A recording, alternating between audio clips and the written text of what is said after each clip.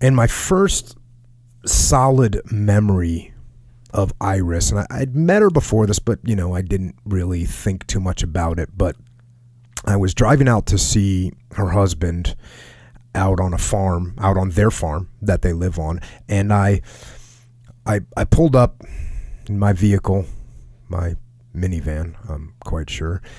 And I'm looking across this expanse of land, and out there in the field, fully 9 months pregnant, guiding a horse-drawn plow, right? I'm talking, it looks like it's 1729 out there. Dang. Horse-drawn plow in the field in the summertime and in the inland of Southern California, so it's hot and dusty. And she sees me, and she like ties off the horse, and then she comes walking over to me, and she's wearing the actual spurs like you see in a Western movie, that jingle jangle, like, no kidding. And she's a small framed woman, you know, and she took off, she had a pair of leather gloves on that looked like they were passed down from the Marlboro Man. It just all worked, and she took one of those off, and it gave me a handshake, and her skin was basically as tough as the leather gloves she was wearing. And she, you know, said hey and pointed me towards her house where I'd find her husband, who was in there like watching TV or something in the air condition. And then she turned around and walked back and headed back out to the field. Again, she was 9 months, straight up 9 months pregnant. Dang. And I thought to myself, damn. Impressive. What an awesome woman. So years later,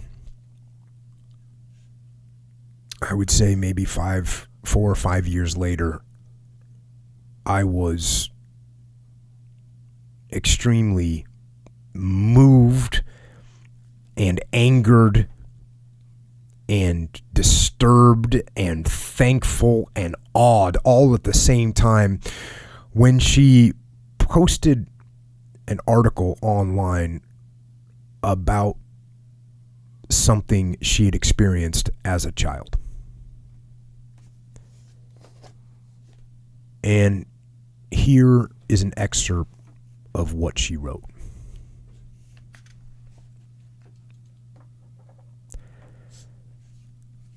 I was only 5 years old the first time it happened. I wasn't feeling well, so while everyone else went down the hill to cut firewood, I stayed back at the cabin in bed. I remember him coming back, coming through the door and telling me he needed to get a chainsaw file.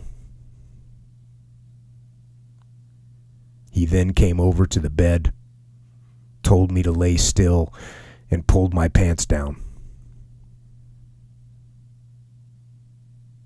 I was a shy child and would never, ever have questioned an adult at that age.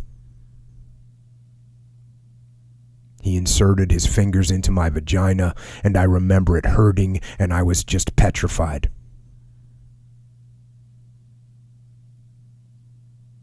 I had no idea what to do. He said things to me like, "Doesn't that feel good? And you like this, right?" I was unable to say anything. Or, I don't know, I may have even mumbled agreement with him because that's what I thought I was supposed to do. I just remember that it hurt, and I was scared, and I was confused. The sound of my parents' truck pulling up the driveway stopped him, and he carefully pulled my pants back up and went over to the sink and washed his hands,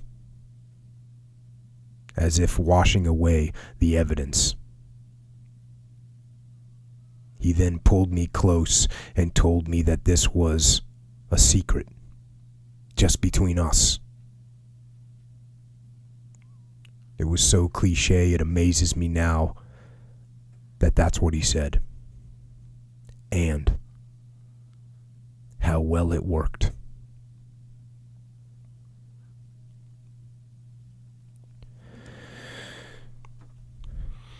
Now, I have faced fear.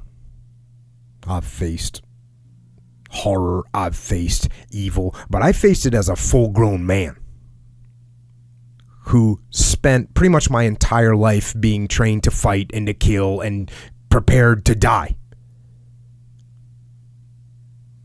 And furthermore, when I was in those situations, not only was I a full-grown man, I was with my brothers in arms to my left and to my right.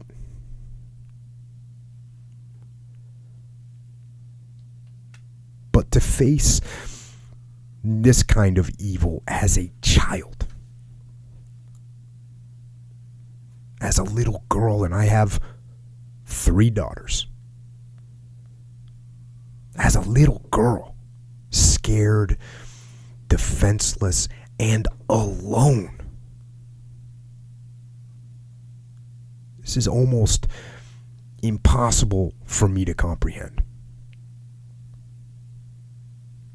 And I know that I can learn a lot from the type of person that can survive this kind of abuse. I know we can all learn a lot, especially from a person with the strength to confront this evil and overcome it, and then put together an amazing and beautiful life with an amazing and beautiful family. We can all learn from this. And with that in mind, Iris, welcome to the show, and thank you so much for coming on. Wow, thank you, Jocko. It's really an honor to be here.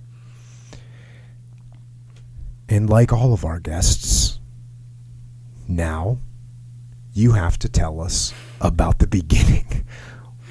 Where you came from, what was going on in your life.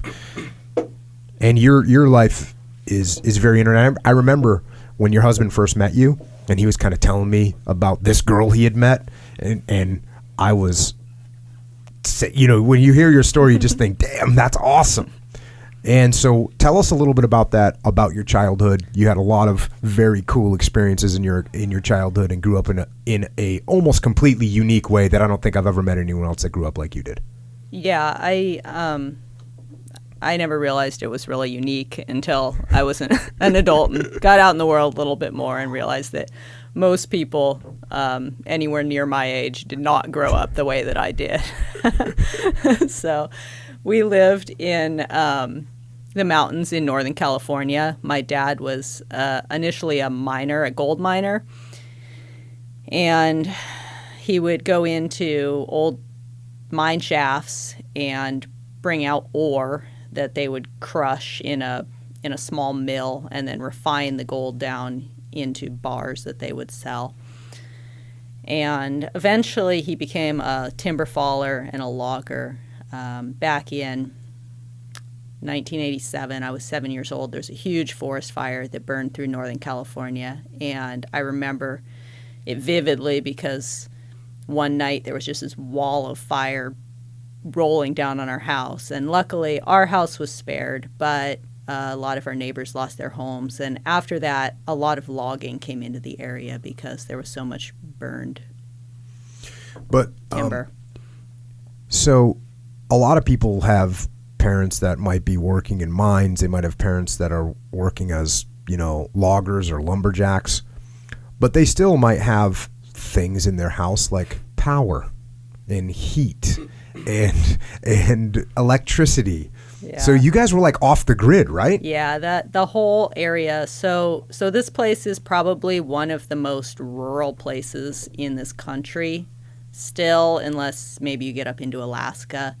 It's in Northern California in the mountains. There's this gorgeous river valley there, and it still doesn't have electricity. The people that live there still just use some solar now or generators, but no one had that back when I was a kid. So yeah, we grew up with No power, no telephones, no television. We used the old school kerosene lanterns with the little thin glass globes, and you would carry those from room to room. If you needed light, we would take them to bed with us at night and read by kerosene lantern. And we had a wood cook stove that we cooked on. Just to get hot water, our wood cook stove had coils that ran through it that the water would run through and warm it. So you would have to start a fire in the stove to have any hot water to warm it. So yeah, it was interesting. I take power and things like that for granted now, but back then it was just normal. Yeah, I was going to say it becomes normal for kids. I know that, for instance, when my kids were little, they just thought that everyone did jujitsu because we did jujitsu all the time. They just thought, oh yeah, well, doesn't everyone do jujitsu all the time? Mm-hmm. But just no power, and that's kind of their. It's hard for people to even imagine that nowadays. Yeah. When you're a kid and you don't have an iPad to entertain you, you don't have a TV to entertain you. Well, the creativity has to be there, right? It has to develop. Absolutely. Because what did you do for fun? Well, we hit had rocks. Yeah. I know. See, when I was a kid, when I was a kid, it was like every stick you could find turned into a machine gun, mm-hmm. and every rock you found turned into a grenade, and that's what we did. How would you even know what a grenade was? Or, how would you know what a doll was? Yeah. We had a few toys, but I see the toys that kids have now, and it definitely is kind of different. is very different. We had a few old toys, but mostly we just lived outside. Outside was our playground, our toys. And then where were you guys getting food from? We always had a big garden. My mom grew a huge garden and canned and froze, didn't freeze. We didn't have electricity for a freezer, but canned and dried food. And we had our own milk cows. We raised pigs, which that was kind of interesting too. We had a lot of pigs. My sister and I used to sleep outside in this in the summers when the weather was nice. There was this old stone root cellar with like a loft that had open ends, and we would sleep up there whenever the weather was a little bit iffy, and it was right over top of the pig pen. So we essentially grew up in a barn. We would wake up in the middle of the night with pigs squealing and turn our flashlights on and shine the lights down there and watch like litters of piglets being born. And these weren't even normal pigs. They were like wild boars that we'd caught and bred.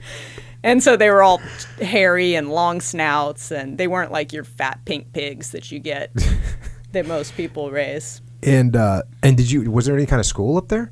There was a tiny little school that we went to. When I lived there, it was sort of the height of the population. There's less people there now, but there was the mining and the logging had brought in a few more people. And so the school that I went to had about 25 kids from K through 8.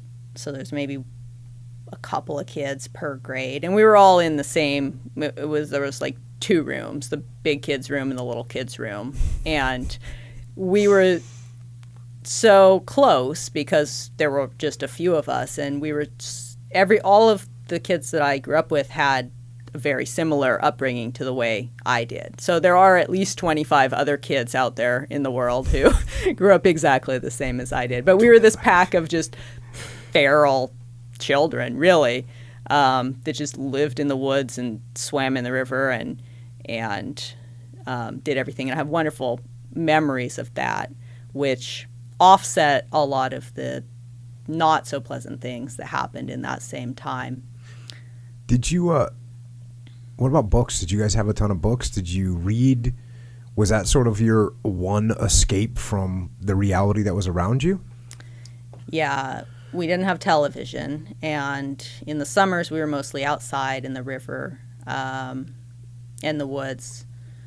We would go down to the river in the evening and watch the bears catch salmon, And sounds like a pretty normal afternoon for a 5-year-old. But in the winter, when it was cold and rainy, we read a ton. And I've got the best big sister in the world. She's a couple years older than me.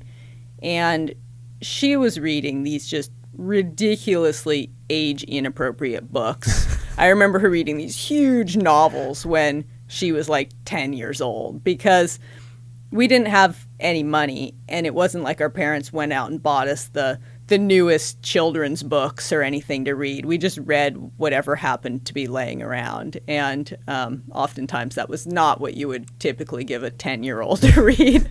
But so she started reading to herself, and then she would read to me before I was, and eventually I became a very avid reader too.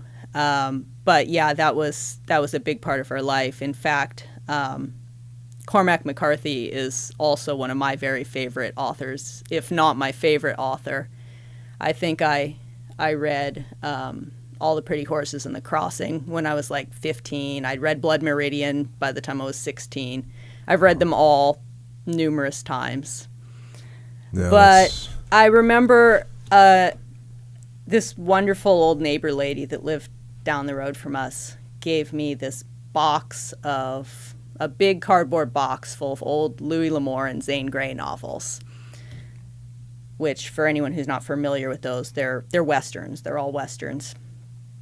And that was, the way you talk about being a kid and sort of wanting to be a soldier, wanting to be in the military so bad, and that was like, you were focused on that, and that's all you were going to do. That was me, but with horses. That was the only thing I cared about. And so I just gobbled up all of these old Westerns and lived in that world of imagining myself being like a cowboy riding across the plains with my bedroll, but I didn't have a horse. So, I lived in the woods as much as I could.